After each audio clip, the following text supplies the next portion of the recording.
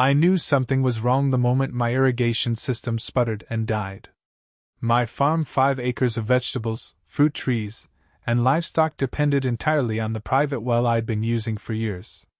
But today, when I turned on the main valve, nothing came out. Not even a drip. I marched to the well pump, expecting a clog or mechanical failure. Instead, I found something far worse. A brand new pipe, freshly installed, branched off from my system and ran underground straight toward the HOA community next door. I clenched my fists. There was only one person in that neighborhood with the audacity to pull something like this. Karren Whitmore, president of the Oak Ridge Estates HOA. Karren was a middle-aged tyrant with an obsession for control. She had tried to annex my land into her HOA last year, claiming my unsightly farm was lowering her property values. When I refused, she bombarded me with fake complaints, noise violations, and even threats of legal action. But I wasn't part of her HOA, and she had no legal power over me. Apparently, she had just found a new way to make my life miserable by stealing my water. I followed the pipeline across my property, seething with every step. It led directly to Oak Ridge Estates, where it connected to their community's irrigation system, supplying water to their pristine, HOA-mandated lawns and decorative fountains. I stormed to Karren's house, my boots kicking up dust on the perfectly manicured street. She was sipping iced tea on her front porch, smug as ever. "Karren," I barked. "You stole my water." She blinked, all innocence. "Oh dear, Rachel. I have no idea what you're talking about." I pointed toward the pipeline. "That pipe wasn't there last week. Now my well is dry." She sipped her tea leisurely. "Oh, that? We had to make some adjustments. The HOA needed a more reliable water source, and yours was just sitting there." My jaw clenched. "That well belongs to my farm." "You had no right." Karren waved a dismissive hand. "You have more than enough. And honestly, Rachel, you should be thanking me. This will help the neighborhood look more presentable. Your farm is such an eyesore." I took a deep breath, forcing myself not to lose it. "You're going to remove that pipe immediately." Karren laughed. "I don't think so. You see, I spoke to the HOA's legal team, and they assured me that since your well technically sits on shared groundwater, we're entitled to our fair portion." I narrowed my eyes. "You mean you found a loophole to justify theft?" She stood, smoothing out her blouse. "Call it what you want, but the pipe stays. If you don't like it, I suggest you move." I felt my blood boil, but I wasn't going to waste another word on her. She thought she could steal from me and get away with it? She had no idea who she was dealing with. I didn't waste another second standing on Karren's front porch. I turned on my heel and headed straight back to my farm, my mind already racing through my options. She thought she could steal my water, reroute it for her pristine neighborhood, and justify it with some legal sleight of hand? She had another thing coming. The first thing I did was check my well's output.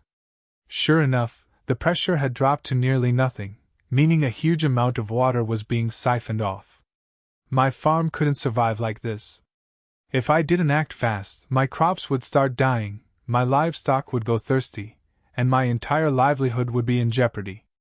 I grabbed my phone and called my friend, Mark, a civil engineer who had helped me install the well years back. When I explained the situation, he was furious. He told me exactly what to look for to confirm whether the HOA's pipeline was illegally connected to my system, and how much damage they might be causing. I followed his instructions, checking the pressure valves and measuring the flow rate. What I found made my stomach churn. The HOA wasn't just taking a small portion, like Karren had claimed. They were draining nearly 70% of my well's capacity. This wasn't just a minor inconvenience. This was a full-scale theft. Mark told me that if I wanted to shut them down legally, I needed hard proof. So I set up a camera near the pipeline connection and recorded everything: the unauthorized pipe, the pressure drop when their system activated, and even the HOA's sprinklers running full blast while my farm sat dry. Once I had enough footage, I pulled up the property records and water rights laws. Karren had made a fatal mistake. She assumed that because the well pulled from a shared groundwater source, she had some kind of right to it. But what she didn't realize was that I had legally registered my well's priority rights years ago. That meant I had first claim to the water, and anyone diverting it without my consent was in violation of state law. I wasn't going to argue with Karren anymore. I was going to shut her down. That night I went to work. Using the blueprint of my well's piping system, I installed a bypass valve and a secondary shutoff. Then, with the flick of a wrench, I cut off the HOA's illegal tap into my supply. The next morning, I sat on my porch with a fresh cup of coffee, waiting for the fireworks. Sure enough, by mid-morning, an angry mob of HOA board members had gathered on the sidewalk in front of my property. Leading the charge was Karren, her face red with frustration. She stormed up to my gate and started shouting. I calmly walked over and leaned against the fence, letting her fume. She demanded to know what I had done, insisting that I had no right to tamper with what she called community property. I simply handed her a thick envelope. Inside was a formal cease and desist letter, a full breakdown of the unauthorized water usage, and a bill for damages. She scoffed, flipping through the pages, but her smug expression faltered as she reached the final page. The total amount due, $50,000. The HOA had not only stolen my water but had also caused damage to my well's pump system from the excessive strain.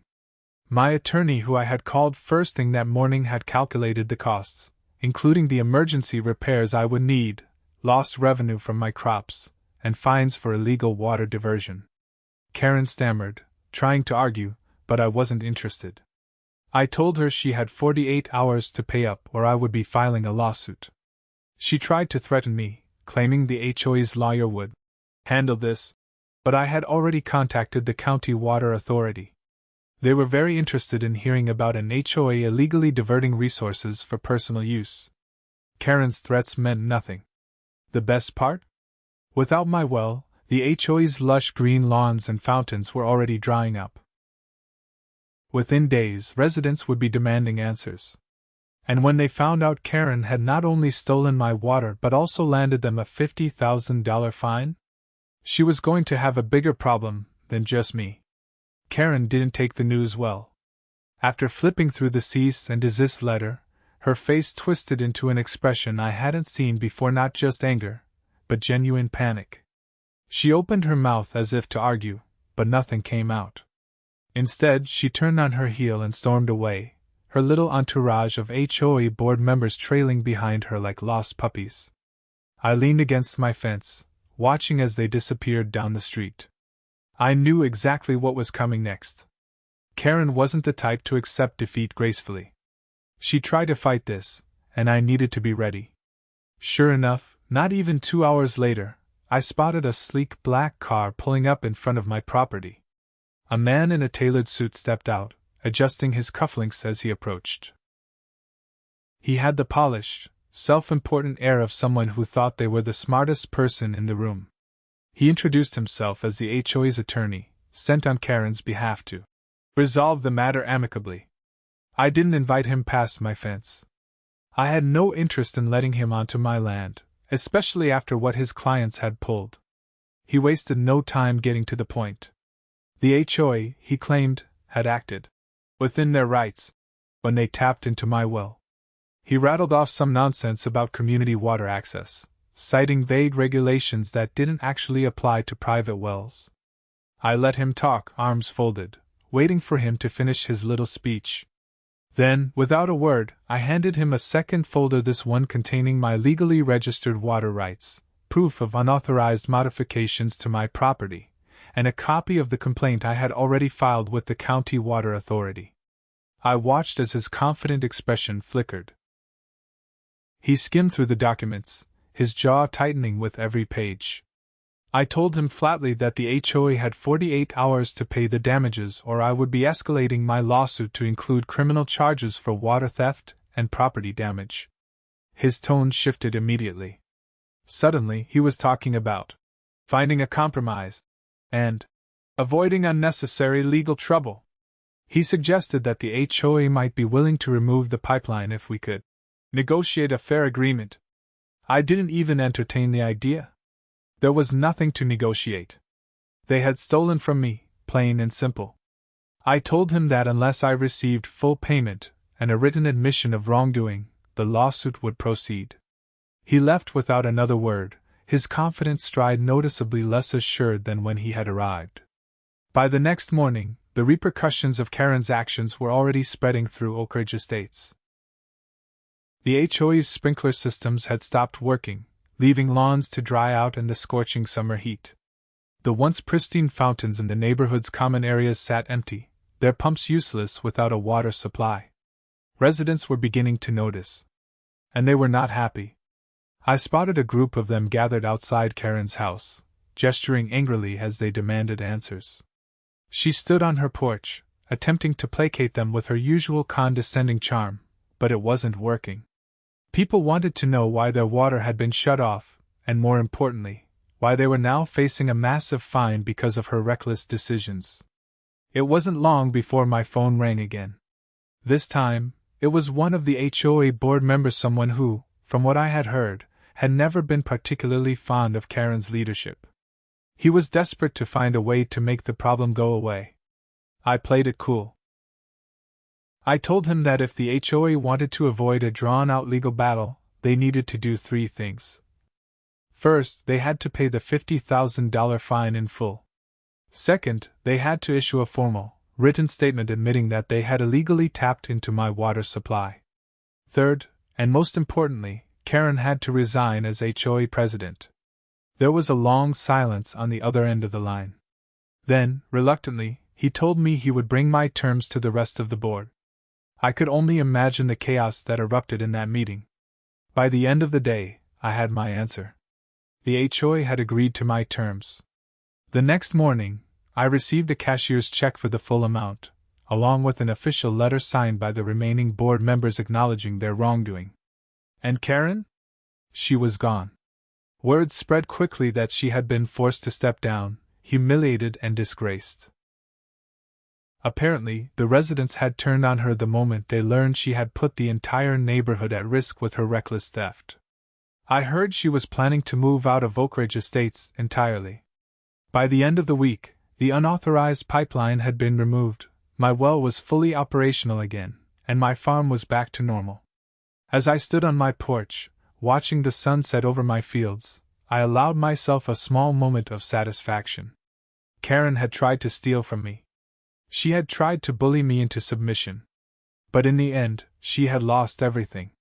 And I had won. With Karren gone, I thought things would finally settle down.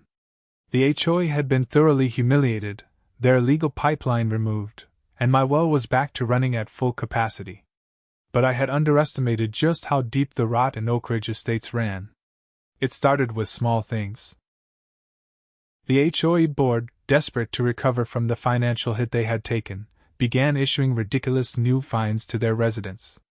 Everything from improperly parked cars to non-conforming garden decorations became an excuse to squeeze money out of the neighborhood. People who had once blindly followed Karren's rules were now questioning why they were being charged hundreds of dollars for nonsense violations. Then came the whispers. Several residents from Oak Ridge Estates started showing up at my farm, asking if I knew anything about how the HOA had been operating behind the scenes. At first, I didn't pay much attention. I had gotten what I wanted. Karren was gone, my water was secure, and the HOA had been publicly embarrassed. As far as I was concerned, they were no longer my problem. But then one of my neighbors, an older man named Greg, showed up at my fence one afternoon looking more worried than I'd ever seen him.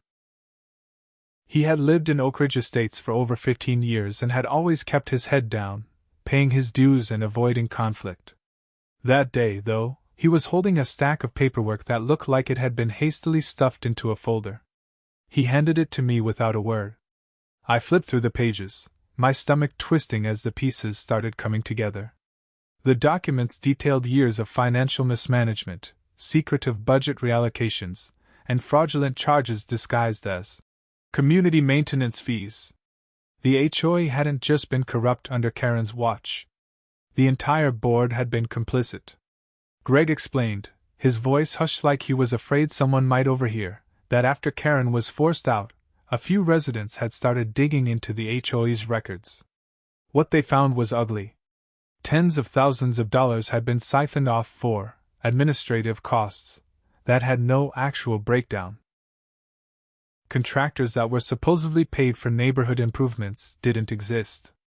And worst of all, there was a pattern of targeting certain homeowners with excessive fines, likely to force them into foreclosure so the HOA could seize their properties and resell them at inflated prices. I felt a slow, simmering anger building.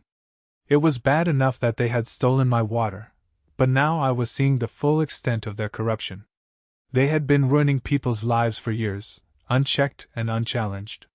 Greg hesitated before pulling out one last document. It was a letter from a law firm, the same one that had sent their polished attorney to my doorstep. Except this wasn't just any legal correspondence. It was a foreclosure notice for Greg's house. Apparently, after Karren's departure, the board had decided to audit past dues, and they conveniently found that Greg had missed payments on his HOA fees going back several years. The problem? Greg had receipts for every single payment. The charges were completely fabricated, a last-ditch effort to squeeze money out of him. That was the final straw. I told Greg to hold on to every piece of paperwork he had. If the HOA thought they could get away with this, they were about to receive the kind of reckoning they had never seen before. I spent the next few days gathering evidence. I contacted other residents, many of whom were more than happy to share their own horror stories about how the HOA had targeted them. A couple had even been forced to sell their homes due to excessive fines they couldn't afford, fines that now seemed suspiciously orchestrated. Then I reached out to my lawyer. With everything we had collected, we filed a formal complaint with the state's housing authority, detailing every instance of financial fraud, unlawful fines, and illegal foreclosures. But I didn't stop there. I sent the same complaint to the local news.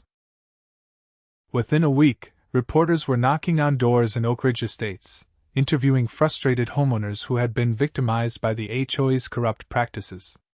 The more people spoke out, the worse it got. What started as a small local scandal quickly turned into a full-scale investigation. The county got involved, and soon after, state officials were looking into the HOA's finances. Then the hammer dropped. A full forensic audit was ordered on Oak Ridge Estates' financial records. And the findings were damning. It turned out Karren and several board members had been pocketing money from fraudulent fines for years. They had manipulated the HOA's bylaws to grant themselves unchecked power over residents, using their positions to financially ruin anyone who opposed them. The authorities wasted no time. Subpoenas were issued, bank accounts were frozen, and charges were filed. I watched from my porch as law enforcement officers arrived at Oak Ridge Estates, serving warrants and seizing records.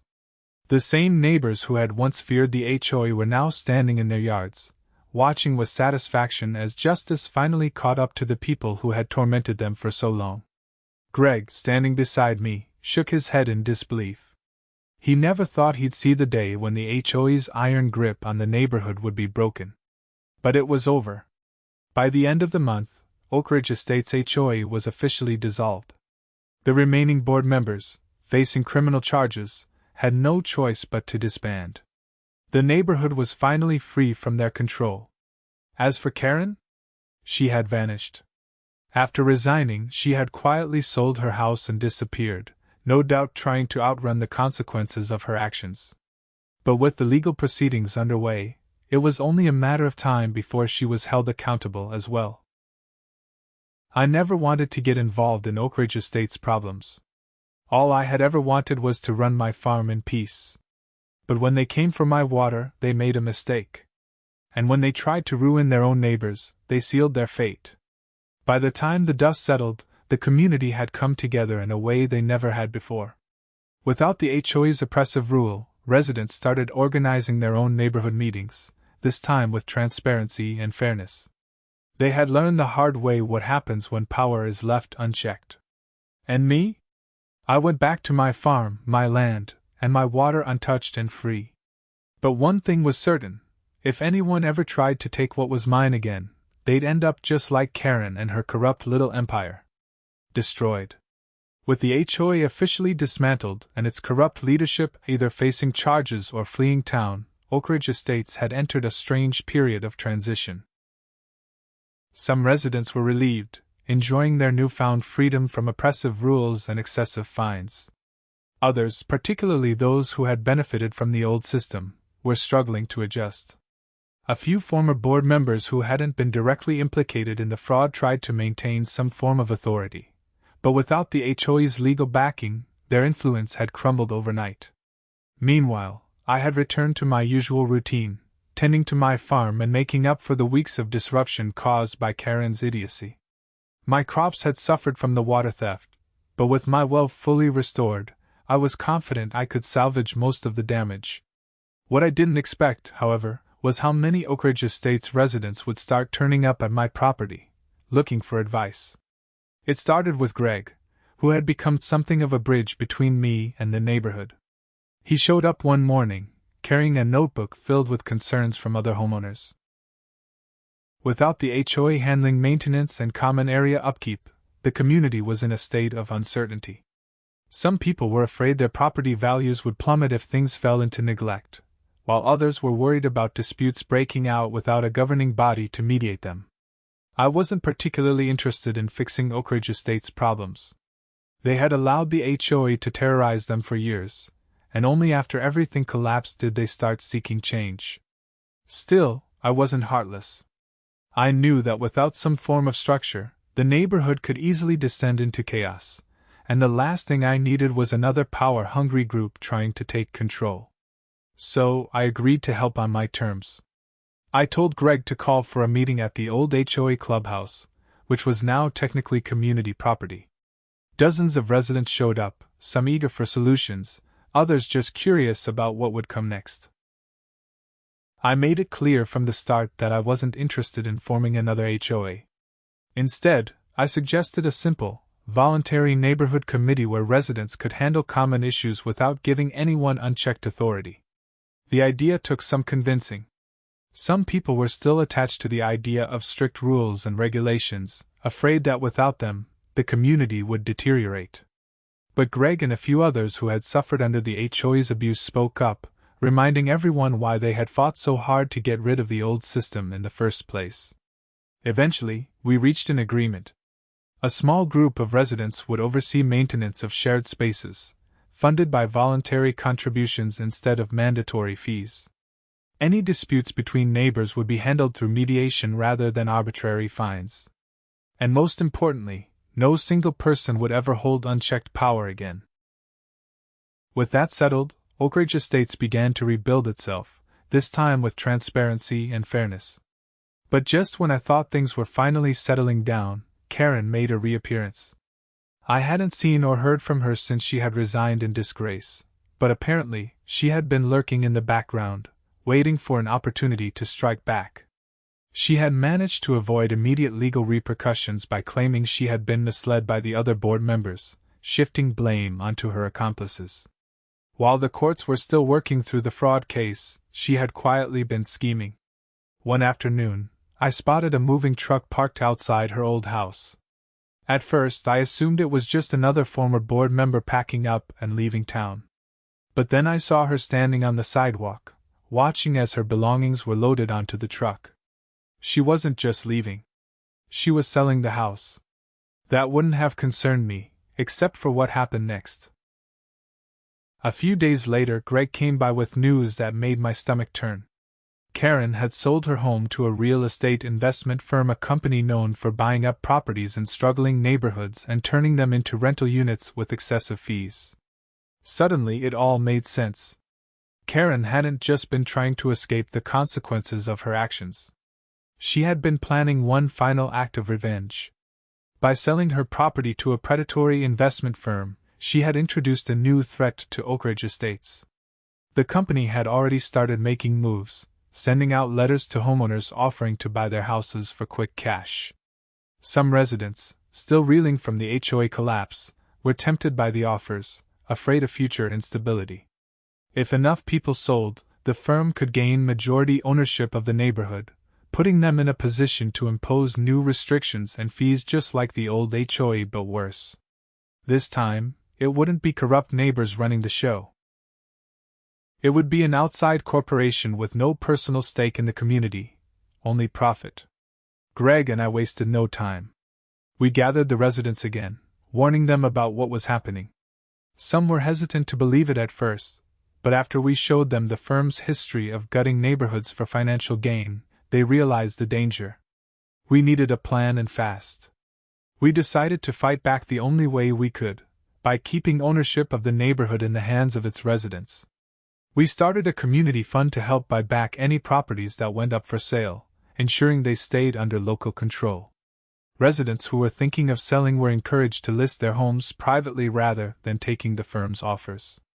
It was a race against time. The investment firm was relentless, increasing their offers and using scare tactics to pressure people into selling. But the community had learned from their past mistakes. They refused to be bullied again. Little by little, the firm's influence weakened.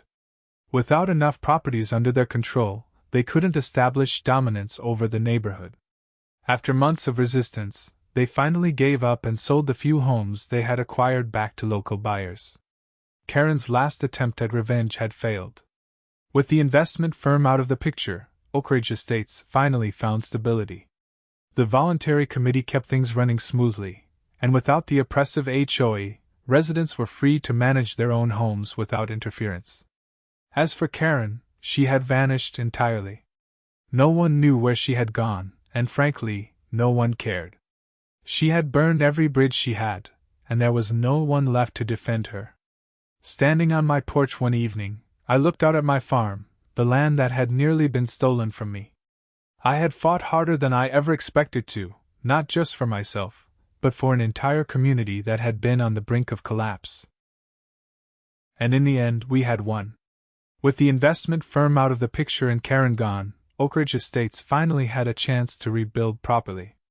The voluntary neighborhood committee was running smoothly, handling maintenance issues without the iron grip of an HOA. People were finally able to enjoy their homes without the constant fear of fines or harassment. It felt like the community had been given a second chance. But I wasn't naive. I knew that peace in a place like this never lasted long. The first sign of trouble came from a man named Douglas Reed. I recognized him immediately, the former treasurer of the HOA and one of Karren's closest allies.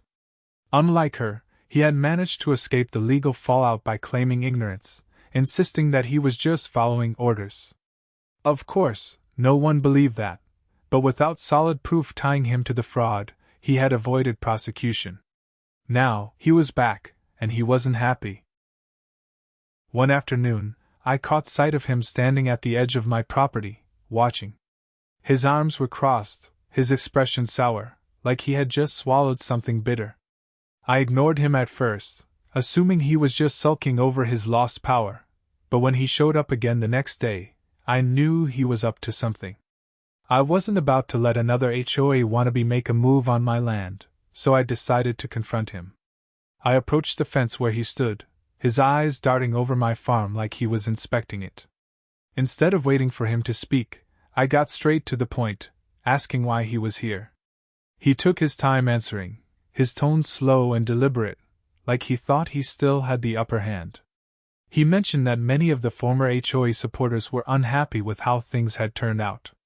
Without the strict regulations, he claimed, the quality of the neighborhood would start to decline. He even hinted that some residents were considering forming a new governing body to restore order. I could see what he was really doing. He was testing the waters, trying to gauge if I would be a problem. I didn't take the bait. Instead, I let him ramble about how the community needed strong leadership, and how the voluntary system I had helped put in place wouldn't last. When he finally paused, waiting for some kind of reaction, I simply told him that if he wanted to try and build a new HOA, he was free to do so, but he wouldn't have any authority over my land. That was when his expression changed. The fake civility dropped, and for the first time, he let his frustration show. He said that my farm was still an issue, that its proximity to the neighborhood made it a problem for property values. He even suggested that some residents were discussing ways to legally challenge my ownership rights. I almost laughed. He was grasping at straws, throwing out empty threats in the hope that I would back down. But he had no idea who he was dealing with. I calmly informed him that my property was legally secured, that I had every document and title protecting my land. If anyone tried to challenge it, they would be wasting their time and their money. He didn't like that answer. He grumbled something under his breath and walked away, but I knew this wasn't the last I would see of him. Sure enough, within the next week, rumors started spreading. A few residents began whispering about how my farm was a nuisance to the community, how it attracted too much attention, and how its presence was unfortunate for Oak Ridge Estate's reputation. I had heard similar complaints before, but this time, it wasn't just talk. A few days later, I received an official notice from the county zoning office. Someone had filed a formal complaint against my farm, claiming that I was violating zoning laws by running an industrial agricultural operation in a residential area. I knew immediately who was behind it. Douglas and whatever remnants of the old HOA he had gathered were trying to use legal loopholes to force me out. But they had made a critical mistake. I had been meticulous about my farm's zoning status, ensuring that every permit and license was in order. I wasn't just running a business. My land was classified under agricultural residency, meaning it was fully protected from the kind of nonsense they were trying to pull. I gathered every document, every legal record, and drove straight to the zoning office. The official handling the complaint barely glanced at me before explaining that they had received multiple reports of my farm expanding beyond its designated boundaries. That caught my attention.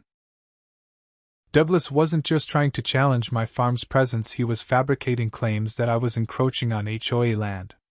I laid everything out flatly, showing the zoning official my property lines, my permits, and my legal rights. I even pulled up satellite images proving that nothing had changed about my land's boundaries in years. By the time I was done, the official leaned back in his chair, rubbing his forehead in frustration. He admitted that the complaints seemed baseless, and assured me that no action would be taken against my farm. Douglas had failed again. But I wasn't done. I went back to Oak Ridge Estates, this time making sure that every resident knew exactly what was happening. I made it clear that Douglas and his little faction were trying to manipulate the system, fabricating legal threats in an attempt to seize control again. People were furious. Many of them had fought hard to get rid of the HOA's corruption, and now they saw Douglas for what he truly was, just another power-hungry opportunist. The backlash was immediate. Residents who had once considered supporting his efforts withdrew, refusing to be part of another scheme. Douglas quickly found himself isolated, his influence crumbling before it could even take hold. A week later, he packed up and left. No announcement, no farewell, just gone. With him out of the picture, the final remnants of the old HOA died with him. Oak Ridge Estates could finally move forward, free from the corruption that had plagued it for years. As for me, I went back to my farm, knowing that this time, the fight was truly over.